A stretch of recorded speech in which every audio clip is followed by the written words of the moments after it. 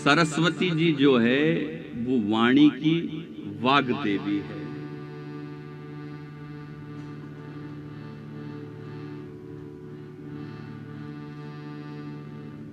क्या बोलना है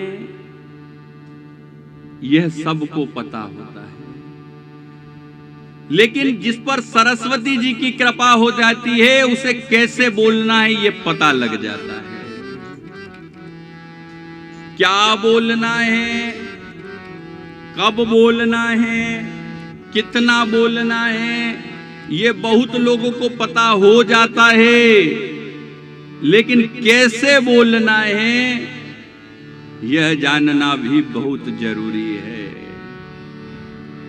क्योंकि बात वही रहती है, कहने कहने भर से या तो प्रसन्नता अथवा तो क्रोध उत्पन्न कर देती है।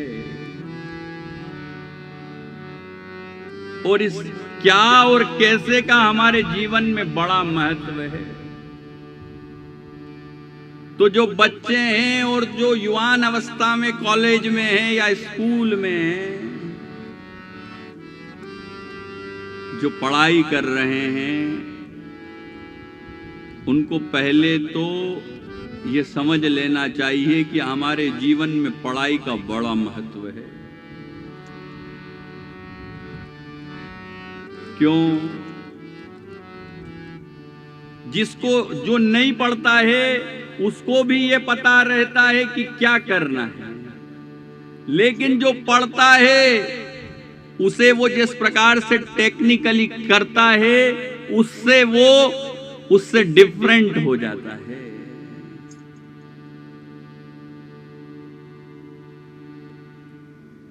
जिस प्रकार से वो करता है,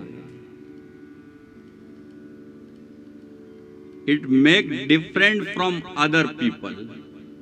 मैं जब पढ़ाई करता था, मेरे स्कूल में एक सेमिनार आयोजित हुआ। उज्जैन के एक उद्योगपति उस सेमिनार में आए। उन्होंने एक कहानी सुनाई थी जो मुझे आज तक याद है। एक व्यापारी को सरकारी टेंडर मिला और वो सरकारी टेंडर ये था कि कुछ एरिया का जो जंगल था उसमें जो पेड़ थे उन पेड़ों को काट कर उस सरफेस को उन्हें क्लियर कर देना था। जिस व्यक्ति को टेंडर मिला उसने कुछ लोगों को हायर किया, अलग अलग क्षेत्रों में उन लोगों को बांट दिया कि आपको इस स्थान के पेड़ों को काटना है। बतला दिया। अगले दिन सुबह एक क्षेत्र में 2 व्यक्ति को कार्य सौंपा था। वह सुबह 9 बजे अपनी कुल्हाड़ी लेकर उस क्षेत्र में पहुंच गए।